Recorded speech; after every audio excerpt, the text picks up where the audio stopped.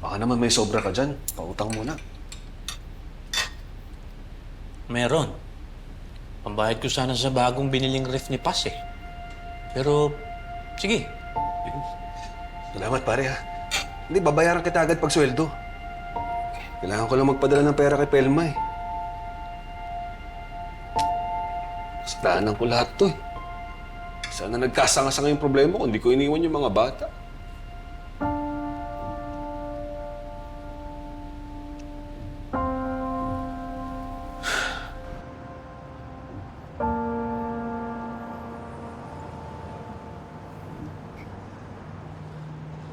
Sir, paano? Hindi na talaga kayo magpapareglo. Papabayad talaga kayo. Oo.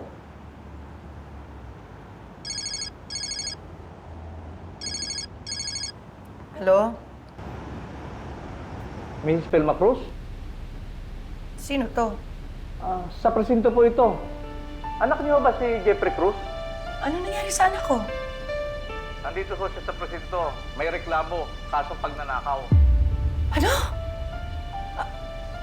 Sige, pupunta ako dyan. Mrs., saan kayo pupunta? Sa presinto! Kailangan ako ng anak ko! Aalis ka? Hindi ka pa nga nagbabayad kay Mr. Salvador. Pwede ba? Saka na? Kailangan nga ako ng anak ko. Pinagbibintangan siyang nagnakaw. Kailangan niya ako. Mahirap pa intindihin yon?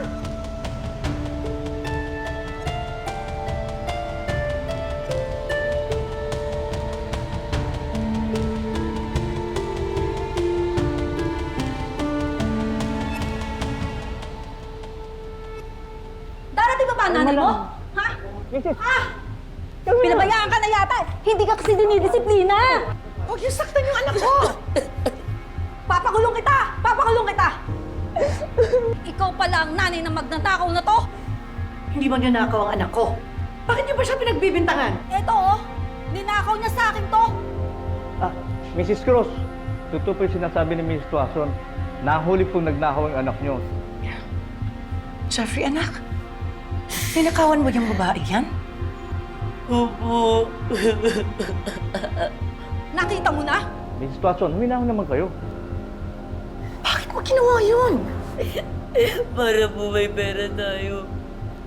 Para po mabayaran niyo na po yung may-ari ng sasakyan na nasira niyo. Ayoko po kayong makulong. Ayoko po. Hindi dapat ginawa yun eh. Mali yun, anak. Kasalanan yun. Sorry po. Sorry po. Sa akin mag-sorry. Sa kanya ka mag-sorry. Hoy! Di niyo ako makukuha sa sorry-sorry niyo! Ang dapat sa kanya, maturuan ng leksyon, mabulok sa kulungan para pagbayaran ng ginawa niya. Miss, bata pa lang ho naman siya. Hindi naman ho pwedeng makulong ang bata, hindi po ba? Depende ho yan kung itutuloy ni Mrs. Tuason yung kaso. Itaturn over po namin sa DSWD yung anak niyo for custody. Ilalayo niyo siya sa akin? Ilalayo niyo sa akin ang anak ko? Para marehab ang bata, para hindi na maulit yung krimen. Nanay, ayoko po. Nay, wag po kayo pumayag, Nay. Nay, ayoko po mapalayo sa inyo.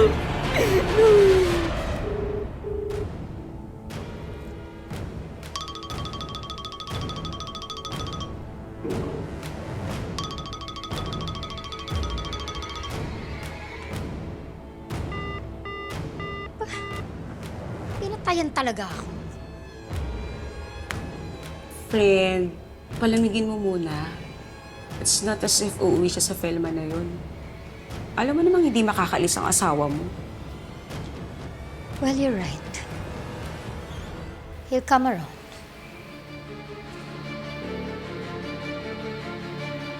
Wala naman siya ibang mapupuntahan. Tsak na babalik at babalik siya sa akin. Wag po kayo pumayag. Nanay, wag kayong pumayag. Nanay, ayoko po mawala sa inyo. Nanay, wag po kayo pumayag, please. Wag po kayo pumayag. Marangawan niyo na tulungan niyo ako. Mrs., naibalik naman ho sa inyo yung pera niyo. Baka naman ho, pagpasensyahan niyo na lang yung anak ko. Kaya lumalaking kriminal ang anak mo! Dahil konsentidora ka! Hindi kriminal ang anak ko. Maayos ko silang pinalaki. Huwag niyo naman ho kaming husgahan ng ganyan. Ngayon lang naman ho nangyari ito eh. Nagkataon lang ho na may pinagdadaanan yung pamilya namin. Kaya ho kami nagkakaganito. Hindi pa rin dahilan yon para magnakaw. Kaya ako nang humihingi ng tawad para sa anak ko. Sorry na po, Miss Tuason. Huwag na po kayong magalit. Huwag niyo po ko ilayo sa nanay ko. Parang awa niyo na po. Huwag niyo po ko ilayo sa nanay ko.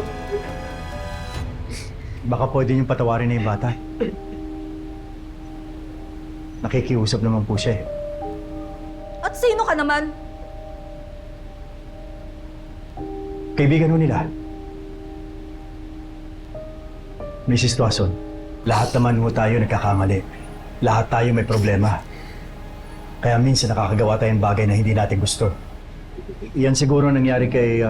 Jeffrey. Jeffrey, hindi niya gustong nakawan ka.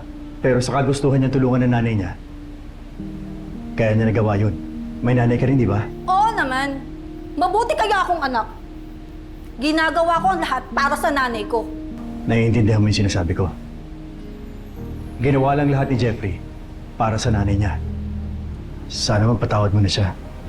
At huwag na kayo magsampa ng kaso.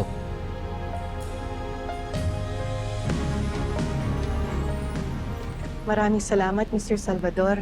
Kung hindi dahil sa inyo, baka naghiwalay na kami ng anak ko. You're welcome. Siya ka pala. Jeffrey, nasa na? Pwede ko ihatid, ha? Naku, wag na. Nakakahiya naman. Inutusan kong kumuha ng tricycle dun sa kanto. Pasensya na ulit sa kotse mo, ha? Hayaan mo. Gagawa ko ng paraan para makabayad sa'yo. No need na, Felma. Can I call you Felma? Naintindihan na kita. Katulad ni Jeffrey, nakagawa ka din ng bagay na hindi mo gusto. Just be careful next time. Ibig sabihin ba niyan, hindi mo na ako ipakukulong? Hindi na. Salamat. Maraming salamat, Mr. Salvador. Malaking bagay itong ginawa niyo para sa amin ng mga anak ko. Noah. Just call me Noah.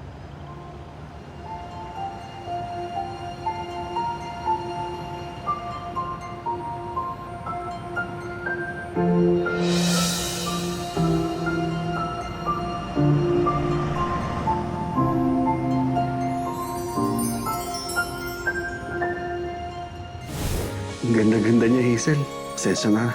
Hindi na kita nabalikan. Sorry din. Sasawang kita mag-alaga kay Baby Jessica. Magsimula ulit tayo. Ito na huling pag-uusap natin.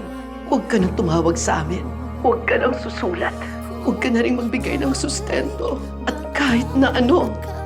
Kakayanin na mawala kayo sa buhay ko, Pelma. Hindi na pwedeng suklian ang pagmamahal na yan. Kakayanin namin. Kahit wala ka. Maraming salamat sa maraming taon na binigay mo sa amin. Pero Nay, mamimiss ko po si tatay. Itataguyod ko kayo, anak. Paano po pag napagod po ulit kayo? Tutulungan ko maging tatay si nanay. Tulungan mo si nanay maging nanay. Di ba, Nay? Kaya natin yan, di ba? Basta kasama ko kayo. Kakayanin ko.